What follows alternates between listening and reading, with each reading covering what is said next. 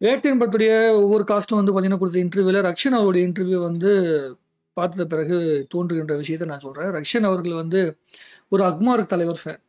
ஏற்கனவே ஒரு பயங்கரமான தலைவர் ஃபேனோட படத்தில் வந்து தான் அவர் முதல்ல அறிமுகமாகிறாரு சினிமாவில்.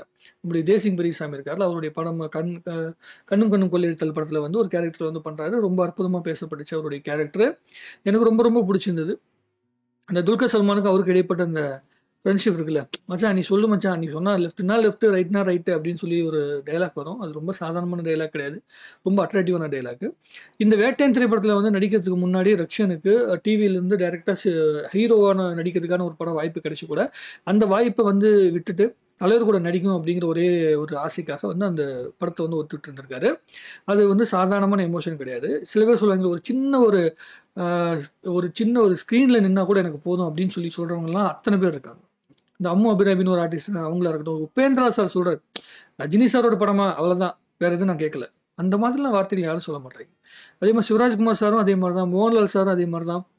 மோகன்லால் சார்கிட்ட வந்து கேட்கும்போது, ஜெயிலருக்கு வந்து கேட்கும்போது, அந்த நீங்கள் 7 நிமிஷம் அந்த மாதிரி ஒரு சீக்வன்ஸை சொல்லி வேறு எந்த ஒரு ஆர்டிஸ்ட்டுக்குமே வந்து அவ்வளோ சுலபமாக வந்து மோகன்லால் சாரையோ இல்லை சிவராஜ்குமார் சாரையோ கூட்டு வந்து நடிக்க வைக்க முடியாது, வெறும் அந்த போர்ஷனுக்கு. பட் அந்த 7 நிமிஷத்தை எந்த மாதிரியான ஒரு எக்ஸைட்மெண்ட்டை கொடுத்துருந்தாரு நெல்சன் அப்படிங்கிறது, அது வந்து ஒரு மேஜிக் தான். சினிமாங்கிறது ஒரு மிகப்பெரிய மேஜிக்கு. அது வந்து எல்லாத்துக்குமே அது ஒர்க் அவுட் ஆயிடாது. பட் அவங்களுக்கு ஒர்க் அவுட் ஆச்சு. ஜெயிலர் படத்துடைய வெற்றிக்கு பிறகே மோகன்லால் சார் வந்து சொன்னாராம், இல்லை அடுத்த படம் வந்து பண்ணும்போது வந்து இது மாதிரி நீங்கள் வந்து சின்ன சீக்வன்ஸ் கேமி அப்படின்னு சொல்ல அதோட வந்து நிறுத்தணும் இல்லை, நீங்கள் வந்து பெருசாகவே கூட யோசிங்க, அதுக்கு தகுந்த மாதிரி நம்ம பண்ணலாம், ஒன்றும் ப்ராப்ளம் இல்லைன்னு சொல்கிற அளவிற்கு வந்து அந்த எக்ஸைட்மெண்ட் வந்து அந்த என்ன சொல்கிறது அந்த இன்ஃப்ளூயன்ஸ் இருந்துச்சு ஜெயிலர் படத்தில் வந்து நம்மளுடைய மோகன்லால் சாருக்கு. ஏன்னா ஒவ்வொரு ரசிகர்களுமே அந்த படத்தை பார்க்கும்போது அது அவங்களுடைய ஸ்டேட்டோட படமாகவே பார்த்தாங்க. அதனால தான் கர்நாடகாலையும் மிகப்பெரிய வெற்றி, தெலுங்குலையும் மிகப்பெரிய வெற்றி, அதே மாதிரி மலையாளத்துலையும் மிகப்பெரிய வெற்றி. ரக்ஷனோட கதைக்கு வரலாமே. ரக்ஷன் அவர்கள் வந்து அந்த பாஷா படத்தில் வர மாதிரி ஒரு சீக்வன்ஸ் வந்து நான் வந்து பார்த்தேன். அதாவது ஏர்போர்ட்டில் வந்து ரஜினி சார்கிட்ட வந்து முதல்ல ஃபோட்டோ எடுக்க போகும்போது, அவர் கூட அந்த ஏர்போர்ட்லேருந்து இருக்கும்போது ஃபஸ்ட்டு அந்த முதல்ல ஃப்ளைட்டில் நான் ஃபோட்டோ எடுத்துட்டேன். ஃபோட்டோ எடுத்துகிட்டு வந்து கீழே வரும்போது தலைவர் உள்ளே இறங்கி போகிறாரு. முதல்ல ஒரு 10-15 பேர் இருந்தாங்க, அப்படி 50 பேருக்கு மேலே வந்துட்டாங்க. அப்படி பார்த்தாங்கன்னா கிட்டத்தட்ட ஒரு அவ்வளோ அந்த ஏர்போர்ட்டே வந்து நிரம்புற அளவுக்கு அவ்வளோ பெரிய கூட்டம் வந்து பார்த்தீங்கன்னா அவர் பின்னாடி வந்துகிட்டு இருக்கு. கிட்டத்தட்ட 200 பேர் 300 பேர் அப்படியே போயிட்டு இருக்கிறாங்க அவர் பின்னாடி. அப்போ ஒட்டுமொத்த ஏர்போர்ட்டுமே அவர் பின்னாடி போகிற மாதிரி அந்த பாஷா படத்தில் வர மாதிரி ஒரு சீக்வன்ஸை வந்து நான் லைஃப்பில் பார்த்தேன். அதை நேரில் பார்த்து நான் மறந்துட்டேன். ஸோ அந்த மாதிரி ஒரு இடத்த பிடிக்கணும்னா அவர் எவ்வளோ பெரிய அளவுக்கு வந்து உழைப்பை போட்டிருக்கணும், எவ்வளோ பெரிய அளவுக்கு வந்து உழைச்சிருக்கணுங்கிறத அது உணர்ந்திருக்கார். அது சாதாரண உழைப்பு கிடையாதுங்க. அது வந்து மேனுவலாக ஒர்க் பண்ண உழைப்பு, 50 வருஷம் உழைப்பு. ரக்ஷனுடைய வார்த்தைகள், அவருடைய அந்த நடவடிக்கை, அவர் வந்து பேசுகின்ற விதம், அதெல்லாமே வந்து தலைவருடைய அந்த இன்ஃப்ளூயன்ஸ் இருக்கிறத உணர முடிஞ்சுது. ஒரு எக்ஸைட்மெண்ட்டை வந்து பார்க்க முடிஞ்சது. ஒவ்வொரு தலைவர் ரசிகனுக்குமே அந்த மாதிரி ஒரு மொமெண்ட் கிடைக்கணும் அப்படின்னு நான் ஆசைப்பட்றேன். ரக்ஷன் வந்து எந்த மாதிரியான ஒரு கொடுத்து வச்சிருக்காரு அப்படிங்கிறது வந்து சொல்லவே முடியாது. அது அவ்வளோ ஈஸியான விஷயம் கிடையாது. மைம் கோபி வந்து ஒரு வாட்டி சொல்லியிருந்தாரு, ரஜினி சார் கூட ஒர்க் பண்ணுறது ஒரு மிகப்பெரிய எக்ஸ்பீரியன்ஸுங்க, அதை வந்து எல்லாருமே உணரணும், அந்த மொமெண்ட்டை வந்து எல்லாருமே லைஃப்பில் வந்து பார்க்கணும் அப்படின்னு சொல்லி நான் ஆசைப்பட்றேன் அப்படிங்கிற மாதிரி அவர் சொன்னார். அப்படின்னா ஒரு ப்ரொஃபஷனல் ஆர்டிஸ்ட் அவங்க ஒரு படத்தில் நடிக்கிறாங்க, ஒரு சின்ன சீக்வன்ஸில் வந்து ரஜினி சார் கூட நடிக்கிறாங்க. அந்த ரஜினி சார் வந்து அவங்க கூட அந்த பழகிற விதம் இருக்குல்ல, அந்த பழகிற விதத்திலேயே அந்த அட்ராக்ஷன் அவர் கொண்டு வந்திருக்கு. அது எப்படின்னா, இந்த டவுன் டு எர்த்துங்கிற வார்த்தையை வந்து ரொம்ப சாதாரணமாக சொல்கிறோம், அது வந்து அவ்வளோ ஈஸி கிடையாது. அது ரொம்ப ரொம்ப ஈஸி கிடையாது. இப்போ திடீர்னு நம்ம அக்கௌண்ட்டில் வந்து நமக்கு பிரச்சனையே இல்லைன்னு வைங்களேன். இப்போ ஒரு அக்கௌண்ட்டில் இப்போ நம்மகிட்ட ஒரு 100 ரூபா கையில் காசு இருக்குது, அடுத்த வேலை ஒரு வேலை சாப்பிட்டுட்டுனா அதுக்கப்புறம் அந்த காசு காலி ஆயிடுச்சு அப்படின்னா நம்மக்கிட்ட வந்து ஒரு டவுன் டு எர்த்து, நம்ம பொறுமையாக இருக்கும் அப்படின்னா பிரச்சனை கிடையாது. பண ரீதியான ஒரு மிகப்பெரிய வந்து ஒரு பூர்த்தி அடைஞ்சிட்டிங்க வாழ்க்கையில், புகழ் ரீதியாகவும் மிகப்பெரிய இடத்த அடைஞ்சிட்டிங்க. நீங்கள் வந்து ஒருத்தவங்களுக்கு அடிபணிஞ்சு நடக்கணுங்கிற அவசியமே உங்களோட வாழ்க்கையில் கிடையாது அப்படிங்கிற சூழ்நிலை வருது இல்லை.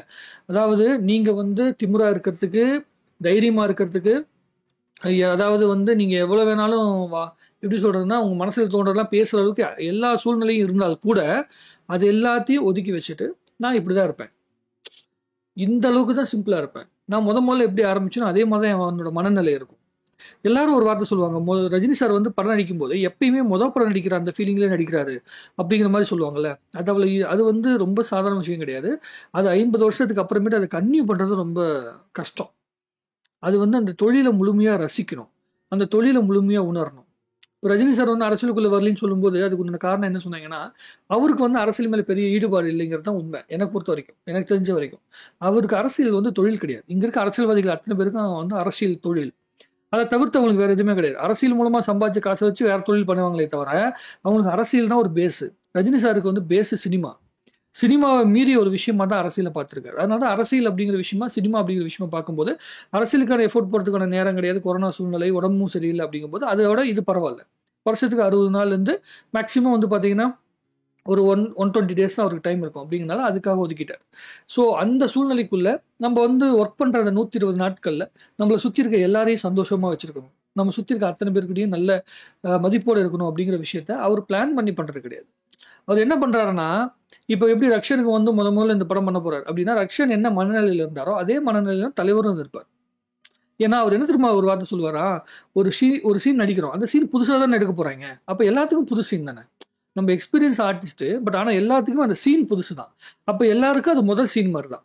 ஸோ அப்போ அந்த சீனுக்கு என்ன ஒரு மரியாதை கொடுக்கணும்னா, ஒரு புது ஆர்டிஸ்ட்டுக்கு என்ன ஒரு மரியாதை கொடுக்குறோமோ அதே மரியாதை தான் பெரிய ஆர்டிஸ்ட்டுக்கும் கொடுக்கணும். என்ன புதுசாக வரவங்க ஒரு 2 டேக் எக்ஸ்ட்ரா எடுக்கலாம், பழைய ஆர்டிஸ்ட்டுக்கு வந்து இன்னும் கொஞ்சம் ஒரு டேக் கம்மியாகும், அவ்வளோதானே தவிர எல்லாத்துக்கும் அது புது படம் தான், புது சீன் தான். அப்படிங்கும்போது நம்ம வந்து டவுன் டு எர்த்தாக தான் இருக்கணும். ஒரு இயக்குனர் என்ன கேட்குறாரோ அதை கொடுக்க தான் நம்ம வந்து ஃபீல்டுக்குள்ளே வந்திருக்குமே தவிர நமக்கு பிடிச்ச விஷயத்த பண்ணுறதில்ல அப்படிங்கிறத உணர்ந்ததுனால தான் அவருடைய அந்த எளிமை வந்து இவ்வளோ பெரிய பிரம்மாண்டமாக தெரியுது. நஸ்ருதீன் ஷா வந்து அவர் பேர் என்ன சொல்கிறது, நவாஸ்தீன் சித்திக்னு நினைக்கிறேன், நஸ்ருதீன் ஷான்னு சொல்லிட்டேன். நவாஸ்தீன் சித்திக் வந்து ஒரு இன்டர்வியூவில் சொன்னார், நீங்கள் ரஜினி சார் அவர் வந்து பயங்கரமாக வந்து ஃபிலிம் இன்ஸ்டியூட்லாம் படிச்சுட்டு வந்தவர். நவாஸ்தீன் சித்திக் நம்ம பேட்டை படத்தில் வராருல அந்த சிங்காரம் கேரக்டர், அவர் சொல்கிறாரு, நான்லாம் வந்து ஆர்டிஸ்ட்டாக வந்து படித்து வந்தது பிறகு நம்ம நடிக்கிறது அப்படிங்கிறது பெரிய விஷயம் இல்லை. அவரும் இன்ஸ்டியூட்லேருந்து வந்தவர் தான். பட் என்னென்னா ரஜினி சார் வந்து நிஜ வாழ்க்கையில் இருக்கிற அந்த எளிமை எவ்வளோ தூரம் எளிமையாக இருக்காரோ அதுதான் திரையில் வந்து அதுக்கு அப்படியே கான்ட்ராஸ்டாக ஒரு விஷயம் தெரியும் போது தான் அது பிரம்மாண்டமாக தெரியுது. ஸோ ரஜினி சாரோட எளிமை தான் உண்மையான பிரம்மாண்டத்துக்கான காரணம் அப்படிங்கிறது. ஸோ ஒரு ஆட்டம்ங்கிறது ரொம்ப சின்னது, ஆனால் ஆட்டம் உடைச்சிட்டிங்கன்னா அது மிகப்பெரிய, அணுங்கிறது ரொம்ப சின்னது, அது உடைச்சிட்டிங்கன்னா அது உள்ள வர பவர் பெருசுங்கிற மாதிரி எளிமைங்கிறது ரொம்ப சிம்பிளான விஷயம், ஆனால் அதை கடைபிடிக்கிறது ரொம்ப கஷ்டம். ஆனால் அந்த எளிமைக்குள்ளேருந்து வருகின்ற அந்த பிரம்மாண்டம் இருக்குல்ல, அந்த பிரம்மாண்டம் வந்து மிக அற்புதமான ஒரு ஃபீலிங்கை கொடுக்கும். அதுதான் ரக்ஷன் மாதிரியான ஆட்கள் பேசுகின்ற விஷயத்துலேருந்து, அந்த ரசிகனுடைய பாயிண்ட் ஆஃப் வியூலேருந்து அவங்க பேசுறது சாமானிய மக்களான நம்ம கூட ரஜினி சாரை ரசிக்கிறதுக்கு உண்டான காரணம், எவ்வளோதான் அவர் மேலே வந்து எதிர்ப்பையும் விமர்சனத்தையும் எத்தனை பேர் வச்சிருந்தாலும் கூட அதையும் மீறி அவருடைய படத்தை போய் பார்க்கணும் அப்படிங்கிற அந்த உணர்வு வந்து எங்கேருந்து வருதுன்னா அந்த எளிமை மூலமாக தான் வருது அப்படின்னு நான் நினைக்கிறேன். அவர் வந்து சகஜமாக இப்படிப்பட்ட ஆட்கள் கூட பழகிறதுனால தான் வருது அப்படின்னு நான் நினைக்கிறேன். ரக்ஷனுக்கு மிகப்பெரிய வாழ்த்துக்களையும் மிகப்பெரிய சந்தோஷங்களையும் பகிர்ந்துக்கிறேன். ஒரு தலைவருடைய ரசிகனாக இன்னும் மென்மேலும் வளரணும், இன்னும் நிறைய திரைப்படங்கள் பண்ணணும். ரக்ஷன்கிட்ட இருக்கிற அந்த உண்மைத்தன்மையும் அந்த உண்மையான அந்த எக்ஸைட்மெண்ட் வந்து இன்னும் பெரிய அளவுக்கு வாழ்க்கையில் கிடைக்கணும் அப்படின்னு சொல்லி வந்து தலைவருடைய ரசிகர்கள் சார்பாக என் மனதார நானும் வாழ்த்துக்கிறேன். நன்றி, வணக்கம். வாழ்க தமிழ்நாடு, வளர்க தமிழ் சினிமா.